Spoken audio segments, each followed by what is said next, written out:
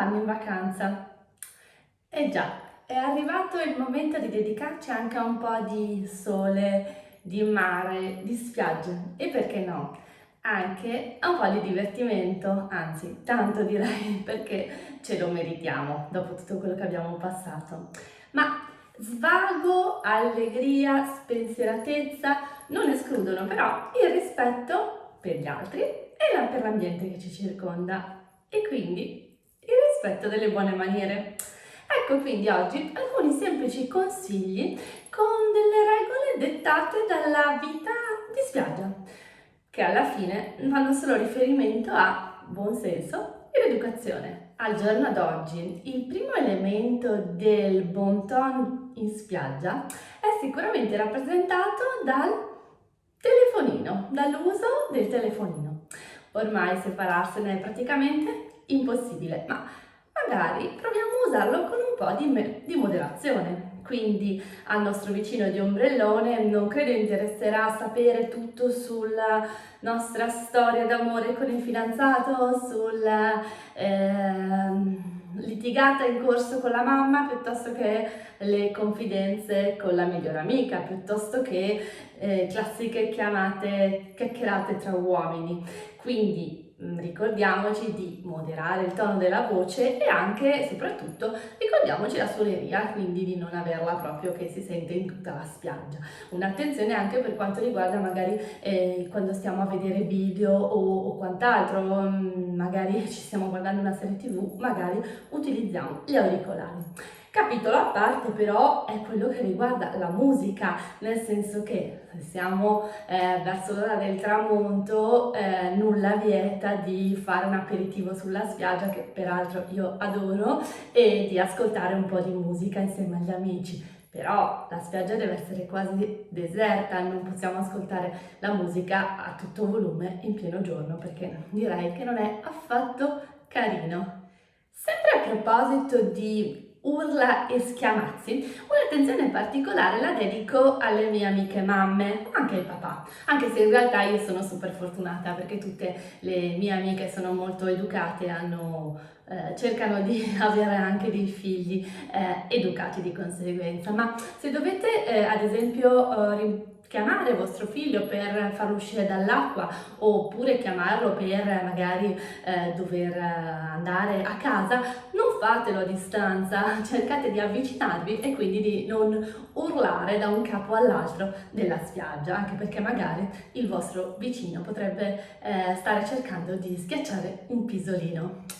Per quanto riguarda la sabbia, un tema un po' particolare, decisamente stiamo attenti, questo vale per tutti, alle tempeste di sabbia che possiamo magari fare sollevando il telo magari appoggiato sulla sabbia, oppure anche quando camminiamo, soprattutto se camminiamo sulla sabbia con l'infradito, quindi facciamo un po' attenzione. Lo stesso vale per gli schizzi e gli spruzzi in acqua, sì, si fanno per scherzo, ma per gioco, ma magari stiamo attenti se c'è vicino una persona, perché anche se l'acqua insomma ha una temperatura confortevole, magari una persona potrebbe non gradire. Ma sempre sulla spiaggia facciamo attenzione, sì, alle gallerie, ma no alle buche. Cosa vuol dire? È bellissimo giocare sulla spiaggia, quindi costruire dei castelli di sabbia bellissimi, delle costruzioni medievali in riva al mare, però ricordiamoci che se scaviamo sotto le buche con i nostri bambini, creiamo delle buche magari per cercare l'acqua, di solito si fa,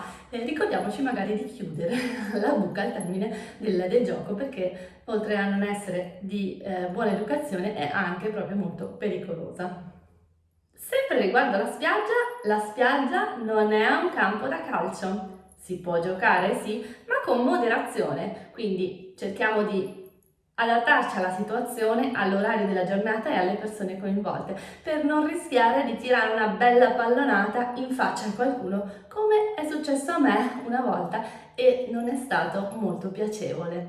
Quindi pallonate, schiamazzi, schizzi, ok, però ricordiamoci che siamo in spiaggia e quindi rispettiamo anche gli altri. Al bar, al chiosco, al ristorante sulla spiaggia si va sempre coperti, ok? Se dobbiamo prendere al volo una bottiglia d'acqua magari possiamo fare un'eccezione, ma se abbiamo intenzione magari di sederci anche solo per bere un caffè, ricordiamo di portare magari un pareo, un calzoncino o anche una t-shirt, perché comunque a chi verrà dopo noi non farà piacere magari sedersi sulla nostra sdraia bagnata dal costume piuttosto che dalla sabbia, peggio ancora dal nostro sudore.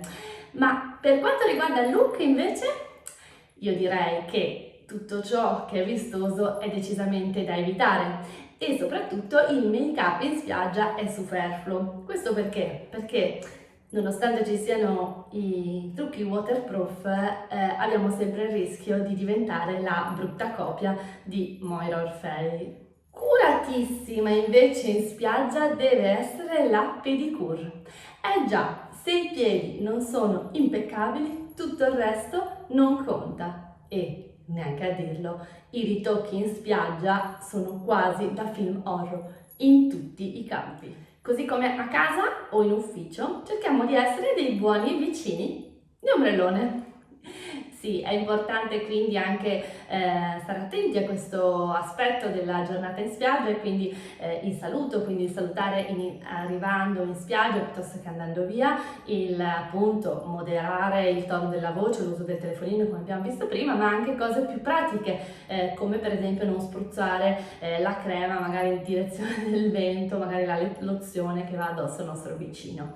Insomma, alla fine di tutto non arrechiamo disturbo agli altri come non vorremmo fosse fatto a noi. E infine rispettiamo l'ambiente. Sembra banale, ma al giorno d'oggi è sempre più importante e quindi trattiamo la spiaggia come fosse casa nostra. Evitiamo di lasciare rifiuti di qualsiasi genere e magari soprattutto ricordiamoci di raccoglierli a fine giornata e andarli a gettare negli appositi contenitori, perché purtroppo è un episodio sempre più frequente. Quindi se pensiamo alla maleducazione in spiaggia, cosa ci viene in mente? Come sempre ricapitoliamo prima di concludere, ricordiamoci dell'uso moderato del telefonino, quindi tono di voce e anche suoneria. Essere dei buoni vicini è fondamentale, con piccoli gesti. I giochi in spiaggia, ricordatevi che la spiaggia non è un campo di calcio. Attenzione al look, quindi dove si va coperti, ricordiamolo sempre, e anche gli altri piccoli dettagli con un gesto sempre molto attento per l'ambiente che ci circonda. Io vi ringrazio e ci vediamo al prossimo appuntamento, come sempre qui sul nostro canale YouTube, a cui vi invito di iscrivermi così ricevete direttamente le notifiche, oppure con i nostri prossimi appuntamenti delle dirette con ospiti speciali su Instagram. Grazie e a presto, ciao!